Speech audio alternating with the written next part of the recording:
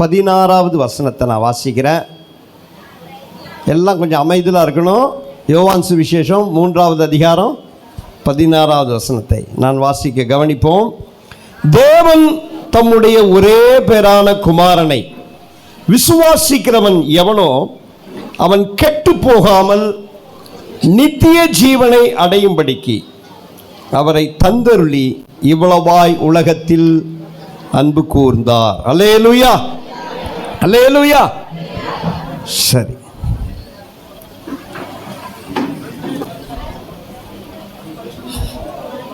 ஜெபம் பண்ணலாமா? இயேசப்பா, அந்த நல்ல வார்த்தைக்காக நன்றி செலுத்துகிறோம்.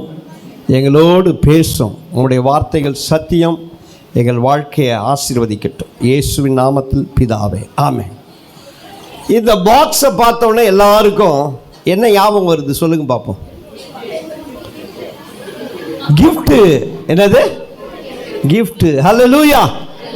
பாருங்க, எல்லாருக்கும் இந்த பாக்ஸை பார்த்தோன்னே ஒரு கிஃப்ட் ஞாபகம் வருதில்ல? சரி, உங்கள் பர்த்டேவுக்கு உங்கள் ஃப்ரெண்ட்ஸுங்களோ அல்லது உங்கள் பேரண்ட்ஸுங்களோ உங்கள் பிள்ளைகளோ உங்களுக்கு நிச்சயமாக என்ன செய்திருப்பாங்க? கிஃப்ட் வாங்கி கொடுத்துருப்பாங்க இல்லையா?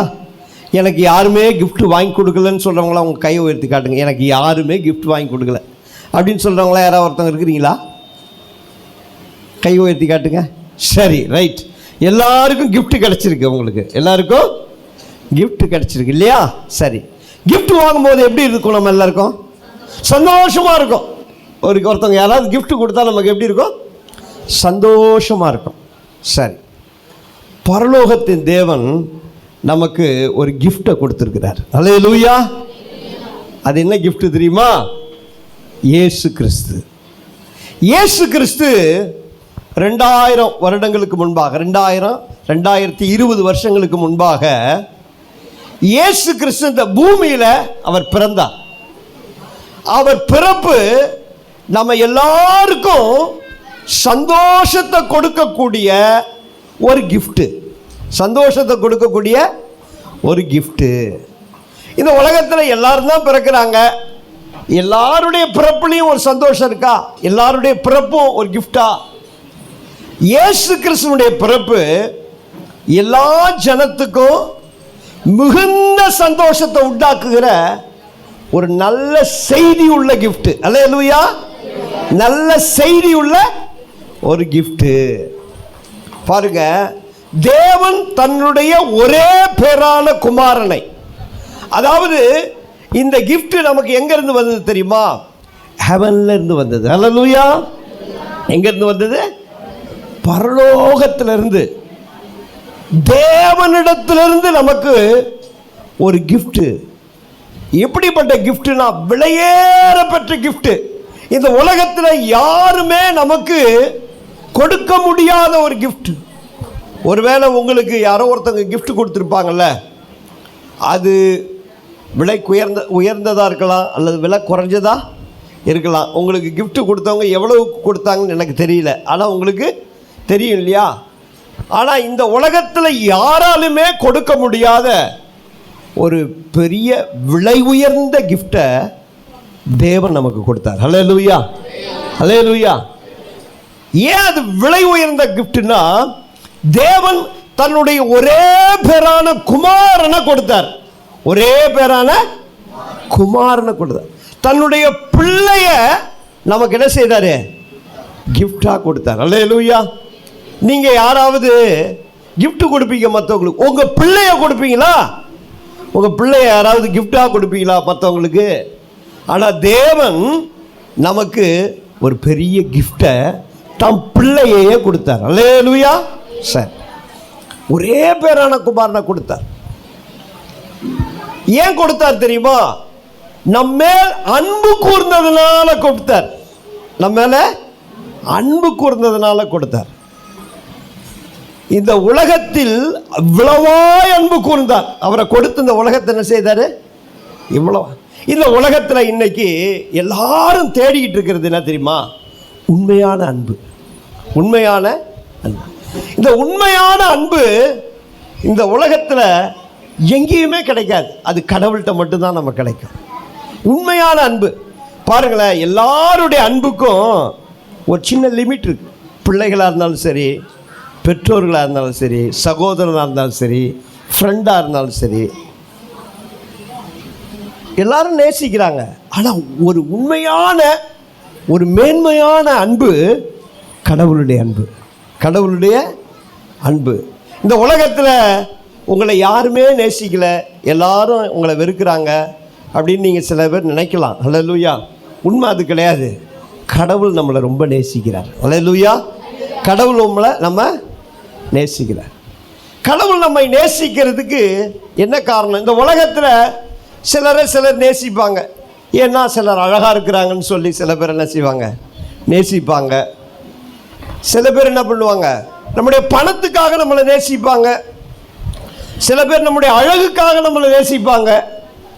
சில பேர் நம்முடைய பதவிக்காக நம்மளை நேசிப்பாங்க, படிப்புக்காக நேசிப்பாங்க. ஆனால் கடவுள் நம்ம எதற்காகவும் நம்மளை நேசிக்கல, நம்மளை மட்டும்தான் அவர் நேசிக்கிறார். உங்கள் பணமோ, உங்கள் பொருளோ, உங்களுடைய பதவியோ அதுக்கு அவருக்கு தேவையில்லை. அவர் நம்மளை ரொம்ப நேசிக்கிறார். அல்லேலூயா, அல்லேலூயா. தேவன் நம்மை நேசித்தபடியினால, நம்ம மேலே அன்பு கூர்ந்தபடியினால அவர் தன்னுடைய ஒரே பேரான குமாரனை நம்ம கொடுத்தார். நம்ம மேலே அவ்வளவு அன்பு கூர்ந்தார். இந்த உலகத்தில் கடவுள் மாதிரி நம்மளை அன்பு கூற யாருமே இல்லை, யாருமே இல்லை. பிள்ளைகளாக இருந்தாலும் சரி, ஒரு பீரியட் வரைக்கும் தான். வயதான பிறகு நம்மளை என்ன செய்வாங்க? அவங்களுக்கே தொந்தரவு வரும் பொழுது எப்படியாவது கொண்டு போய் சேர்த்தரலாம், கொண்டு போய் அப்படின்னு தான் நினைப்பாங்க. எத்தனையோ பிள்ளைகள் வந்து பெற்றோர்களை அனாதை அந்த ஆசிரமத்துலேயும் அங்கேயும் இங்கேயும் கொண்டு விட்டுறதை நம்ம பார்க்குறோம். நம்ம அழகாக வளர்த்து எல்லாம் பண்ண பிள்ளைகளே கொண்டு போய் என்ன செய்வாங்க? விட்டுருவாங்க. ஆனால் உண்மையான அன்பு கடவுள் தான். அல்லேலூயா. நம்மளை ரொம்ப நேசிக்கிறார். விலையேற பெற்ற அன்பு. இந்த அன்பை நாம் வந்து ஒருத்தவங்க நல்லவங்களாக இருந்தால், நீதிமானாக இருந்தால் ஒருத்தவங்களை அன்பு கூறுவாங்க. ஆனால் நாமெல்லாம் எப்படிப்பட்டவங்களாக இருக்கிறோம் தெரியுமா? பாவிகளும் அக்கிரமக்காரர்களுமா இருக்கிற நம்மேல் தேவன் அன்பு வைத்தார். நம்மளாம் எப்படி? பாவி. அவரை விட்டு தூரமாக இருந்தோம், அவரோட சேராமல் நம்ம தூரத்தில் இருந்தோம். ஆனாலும் கர்த்தர் நம்ம என்ன செய்தார்? அன்பு கூர்ந்தார். அல்லேலூயா. சரி, இயேசுவை எதுக்காக பாஸ்டர் எனக்கு கொடுக்கணும்? அந்த கிஃப்ட் எனக்கு எதுக்கு? இயேசு கிறிஸ்து நமக்கு ஏன் அவர் கொடுத்தார்னா, நாம் எல்லாரும் ஆண்டவருடைய சாயலாக சிருஷ்டிக்கப்பட்டோம். யாருடைய சாயல்? தேவனுடைய சாயல், கடவுளுடைய சாயலாக நம்ம சிருஷ்டிக்கப்பட்டோம். ஆனால் பாவம் என்ன செய்யுதுன்னா, அந்த சாயலை நம்மளை இழக்க பண்ணிடுச்சு. அந்த சாயல் நம்மளை விட்டு என்ன ஆயிடுச்சு? போயிடுச்சு. பாவம். இந்த பாவம் செய்தபடினாலே மனுஷனுக்கும் தேவனுக்கு என்ன வந்துருச்சு? ஒரு பெரிய பிரிவினை வந்துருச்சு. அதனால தான் இந்த உலகத்தில் கடவுளை மனுஷன் தேடுகிறான், கண்டடைய முடியல. கடவுளை தேடி பல ஊருக்கு ஓடுறாங்க, பல நதிகளில் குளிக்கிறாங்க. இந்த பாவ மன்னிப்பு பெற்றுக்கொள்றதுக்காக பல ஊர்களுக்கு பிரயாணமாக போய் அங்கே பாவ மன்னிப்பு கிடைக்குமா, இங்கே கடவுளோட போய் சேரலாமா, எங்கேயாவது கடவுளுடைய தரிசனம் கிடைக்குமா அப்படின்னு சொல்லி பல இடங்களுக்கு ஜனங்கள் ஓடுகிறார்கள். ஆனால் கடவுளை ஒருவனும் என்ன செய்யலை? கண்டடையவே முடியல. ஏன்னா பாவம். இந்த பாவத்தினுடைய சம்பளம் என்ன தெரியுமா? மரணம். பாவத்தினுடைய விளைவு வியாதி, பாவத்தினுடைய விளைவு அடிமைத்தனம், பாவத்தினுடைய விளைவு பிசாசுக்கு அடிமைத்தனமாக இருப்பது, வியாதி, தற்கொலை, நிம்மதி இல்லை, குழப்பம். இந்த உலகத்தில் பலவிதமான பிரச்சனைகள். எத்தனையோ பேர்கிட்ட நீங்கள் கேட்டு பார்த்தீங்கன்னா, ஏன் வாழணும்னே தெரியல, செத்து போயிடலாமான்னு நினைப்பாங்க. ஒருவேளை இந்த மாதிரி நீங்கள் கூட வந்திருக்கலாம். இன்றைக்கு செத்தா நல்லா இருக்குமே, ஏன் நான் உயிரோடு வாழணும், என் வாழ்க்கையில் நிம்மதியே இல்லையே. இந்த உலகத்தில் நிம்மதிக்காக பல இடங்களில் தேடி ஓடிட்டு இருக்கலாம். பல கோடி ரூபாய் செலவு பண்ணாலும் கிடைக்கவே இல்லை நிம்மதி. என்னன்னா பாவம் தான் காரணம். எல்லா துன்பத்துக்கும் காரணம் பாவம். எல்லா துன்பத்துக்கும் காரணம் பாவம். இந்த பாவம் மன்னிக்கப்பட்டாதான் ஒரு மனுஷன் கடவுளோட சேர முடியும். கடவுளோட சேர்ந்தால் தான் நிம்மதி கிடைக்கும், சமாதானம் கிடைக்கும், சுகம் கிடைக்கும். இந்த பாவத்தினுடைய சம்பளம் என்ன தெரியுமா? மரணம். இந்த பாவத்தினுடைய சம்பளம் மரணம். அப்போ உங்களுக்கும் எனக்கும் ஒரு பெரிய தண்டனை இந்த பாவத்தினால கிடைச்சிது. நாமெல்லாம் தண்டனைக்குரியவர்கள். நாமெல்லாம் யாரு? குற்றம் செய்தபடினால குற்றவாளிகள். நாமெல்லாம் யாரு? குற்றவாளிகள். ஏன்னா நம்ம மேலே பாவம் இருக்கு. ஆனால் கடவுள் நம்மளை அப்படி பார்க்கல. கடவுள் என்ன செய்தார்? நம்முடைய பாவங்கள் எல்லாம் மன்னிச்சு அவருடைய பிள்ளையா ஏற்றுக்கொள்ளணும் விரும்பினார். அல்லேலூயா. அவருடைய பிள்ளையா ஏற்றுக்கொள்ளணும்னு விரும்பினார். அவரோட என்னைக்கு சேர்த்துக்கணும். பாவத்தின் தண்டனையை யாருமே சுமக்கக்கூடாது. அந்த மரணத்தை, அந்த நித்திய அழிவை யாருமே சுமக்கக்கூடாது. எல்லாருக்கும் நித்திய ஜீவனை கொடுக்கணும். அப்படின்னா மெய்யான வாழ்வு, தேவனோடு கூட என்னென்னைக்கு இருக்கணும். அந்த மெய் வாழ்வை கொடுக்கறதுக்காகத்தான் விலையேற பெற்ற கிஃப்ட் ஆகி இயேசுவை நமக்கு கொடுத்தாரு. இந்த இயேசு பாருங்க, இயேசு கிறிஸ்து இந்த உலகத்தில் வந்து நமக்காக என்ன செய்தார் தெரியுமா? நீங்களும் நானும் அடைய வேண்டிய அந்த தண்டனையை, மரணத்தை அவர் ஏற்றுக்கிட்டாரு. அவர் என்ன செய்தார்? ஏற்றுக்கிட்டார். உங்கள் மேலே என் மேலே இருக்க வேண்டிய எல்லா தண்டனையும் அவர் சிலுவையில் நமக்காக அந்த தண்டனையை சுமந்தார். அல்லேலூயா. அதனால் அவர் சிலுவையில் அடிக்கப்பட்டு ரத்தம் சிந்தி இந்த பூமியில் நமக்காக மரித்தார். அவருடைய ரத்தம் பாருங்க, நம்முடைய எல்லா பாவங்களையும் நீக்கி நம்மை சுத்திகரிக்கிறது. நம்முடைய எல்லா பாவங்களையும் நீக்கி அவருடைய ரத்தம் என்ன செய்யுது? நம்ம சுத்திகரித்து நமக்கு பாவ மன்னிப்பை கொடுக்கிறது. அல்லேலூயா. அதனால தான் சொன்னேன், இயேசு விலையேற பெரிய கிஃப்ட். அல்லேலூயா. இந்த உலகத்தில் யாருமே கிடைக்காத, யாராலையும் கொடுக்க முடியாத ஒரு விலையேற பெரிய கிஃப்ட் தான் இயேசு கிறிஸ்து. பாருங்க, இந்த பாக்ஸுக்குள்ள என்ன இருக்குன்னு உங்களுக்கு யாருக்காவது தெரியுமா?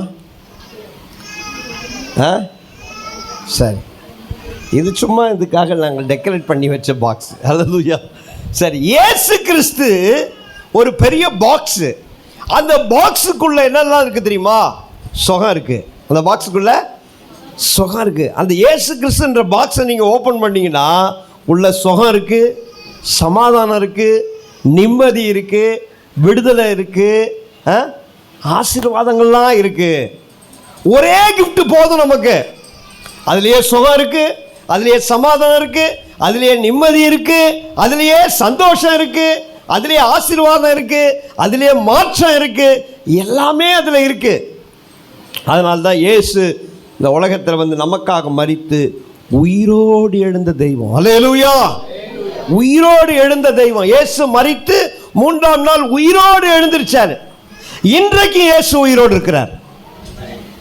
என்னுடைய 21 வயசில் அவரை நான் சந்தித்தேன். டெய்லி அவரை சந்திக்கிறேன். டெய்லி ஒரு நாளும் அவரை நான் சந்திக்காத நாளே கிடையாது. அவரை நான் தினமும் சந்திக்கிறேன். உண்மை. 21 வயது வரைக்கும் என் வாழ்க்கையில் நிம்மதி இல்லை, சந்தோஷம் இல்லை. வாலிபர்கள் செய்யக்கூடிய எல்லா அக்கிரமத்தையும் செஞ்சுட்டேன். அதனால் நிம்மதி இல்லாமல் போயிடுச்சு.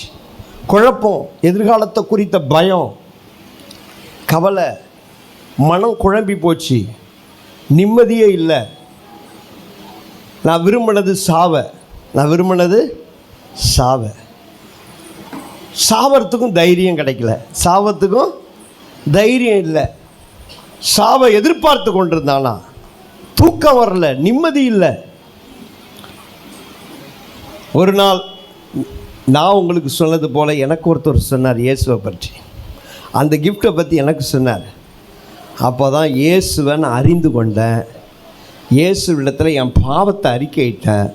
அவர் என் பாவத்தெல்லாம் எனக்கு மன்னித்து என்னை அவருடைய சொந்த பிள்ளையை ஏற்றுக்கொண்டு அன்னையிலேருந்து இன்னைய வரைக்கும் கரம் பிடிச்சிட்டார். கரம் பிடிச்சிட்டு என்னை நடத்திக்கிட்டு வரார். இல்லைன்னா நான் என்றைக்கும் மரித்து போயிருப்பேன். உங்களை தான் நான் சந்திச்சிருக்கவே மாட்டேன். இயேசு கிறிஸ்து அன்றையிலேருந்து இன்றைய வரைக்கும் என் இருதயத்தில் ஒரு பெரிய பாரம் இருந்தது. நான் சைக்கியாட்ரிக் டாக்டர்கிட்ட போனேன். அந்த பாரத்தை அவரால் எடுக்க முடியல. அவர் இன்ஜெக்ஷன்லாம் போட்டார். இன்னொரு பாரத்தை தான் சேர்த்து வச்சு அனுப்புனார். ஒரு என்னுடைய நண்பனுடைய அம்மாட்ட நான் சொன்னேன், எனக்கு ஒரு பெரிய பாரம் இருக்குது, எனக்கு நிம்மதி இல்லை, எனக்கு குழப்பார். அந்த அம்மா போய் ஒரு ஜாதகம் பார்க்குறவன்ட்டு அழைச்சிட்டு போச்சு. அவன் ஏதோ கட்டம்லாம் போட்டு என்ன சொல்லிட்டான்னா, 7.5 நாட்டு சனியே இருக்குது உனக்கு. என்ன இருக்குது? போன பாரத்தை விட இன்னும் பெரிய பாரம் என் மேலே. அல்லேலூயா. இயேசுகிட்ட வந்தேன். அந்த இருதயத்தில் இருக்கிற பாரத்தை, அந்த பயத்தை, அந்த குழப்பத்தை, அந்த நிம்மதியின்மையை எல்லாத்தையும் எடுத்து போட்டுட்டு அன்னைக்கு கொடுத்தார் சந்தோஷத்தை. அல்லேலூயா. நான் ஒரு தீர்மானம் எடுத்தேன். என்னென்னா, எனக்கு கொடுத்த சந்தோஷத்தை இயேசு கொடுத்தாரு. என்ன மரணத்திலேருந்து காப்பாற்றினாரு, எனக்கு நிம்மதி கொடுத்தாரு, எனக்கு தூக்கம் கொடுத்தாரு, என் வியாதியை சுகமாக்கினாரு. இவரை சொல்லாமல் நான் இருக்கவே மாட்டேன் அப்படின்னு ஒரு தீர்மானம் எடுத்தேன். நான் பிஇ படித்தேன். எப்போ படித்தேன்னா 88வது வருஷத்துலேருந்து 92வது வருஷம் வரைக்கும் பிஇ படித்தேன். அப்போ முடிவெடுத்தேன், எனக்கு அமெரிக்காவில் வேலை கிடச்சிது, ஆஸ்திரேலியாவில் வேலை கிடச்சிது. எனக்கு என் சொந்தக்காரங்கள்லாம் ஆஸ்திரேலியாவிலையும் அமெரிக்காவிலையும் வா வா வா என்னையும் என் மனைவியும் கூப்பிட்டாங்க. ஆனால் ஆண்டவர் சொன்னார், உன்னை போல் நிம்மதி இல்லாமல் எவ்வளோ பேர் இருக்கிறாங்க, சந்தோஷம் இல்லாமல் இருக்கிறாங்க, குழப்பம் இல்லாமல் இருக்கிறாங்க. உன்னை நான் விடுதலை ஆக்கணும்ல, என்னை பற்றி போய் சொல்லுனார். இன்னைய வரைக்கும் இயேசுவை பற்றி நான் சொல்லிகிட்டு இருக்கிறேன். அல்லேலூயா, அல்லேலூயா. ஏன்னா எனக்கு கிடைச்ச நிம்மதி, எனக்கு கிடைத்த சந்தோஷம், எனக்கு கிடைச்ச சுகம். 2018வது வருஷம் எனக்கு ஒரு பெரிய வியாதி வந்துருச்சு. அந்த வியாதியில் என்னால் எழுந்திருக்க முடியல. டாக்டர்கிட்ட போனேன். உடம்பெல்லாம் கட்டி இருக்குன்னு சொல்லிட்டாங்க. உடம்பெல்லாம் கட்டி இருக்கு அப்படின்னு சொல்லிட்டாங்க. ஸ்கேன் எடுத்து பார்க்கலாம் அப்படின்னு சொல்லி எம்ஆர்ஐ ஸ்கேன் எடுத்தேன். அவர் சொன்னார், எம்ஆர்ஐ ஸ்கேனில் இன்னும் தெளிவாக தெரியல, இது பெட் ஸ்கேன் எடுக்கணும். பெட் ஸ்கேன் எடுக்கணும்னா கேன்சர் பேஷண்ட்டுக்கெல்லாம் எடுப்பாங்க. அந்த பெட் ஸ்கேன் எடுக்கணும்னு சொல்லி தலையிலேருந்து கால் வரைக்கும் பெட் ஸ்கேன் எடுத்தால் உள்ள நிறைய கட்டி இருக்கு அப்படின்னு சொல்லி டாக்டர் என்ன சொல்லிட்டாரு, ரொம்ப கஷ்டம், உங்களை என்ன செய்ய முடியாது, காப்பாற்ற முடியாதுன்னு சொல்லிட்டாங்க. நான் பெரிய பெரிய ஹாஸ்பிட்டலுக்கெல்லாம் போனேன். அப்போலோ ஹாஸ்பிட்டலுக்கு போனேன், காவேரி ஹாஸ்பிட்டலுக்கு போனேன், ட்ரிபிள்எம் ஹாஸ்பிட்டலுக்கு போனேன். அங்கே எல்லா இடத்துலையும் ட்ரீட்மெண்ட் கொடுத்தேன். ஒரு நாள் இயேசு வந்தார். எனக்கு பயம் இல்லை, ஏன்னா இயேசு என் கூட இருக்கிறான்னு தெரியும். டாக்டருங்க தான் சொல்கிறாங்க, நான் கவலைப்படலை. இயேசுக்கிட்ட சொன்னேன், நான் ஒன்றும் சுகமாக்குவேன், பயப்படாத அப்படின்னாரு.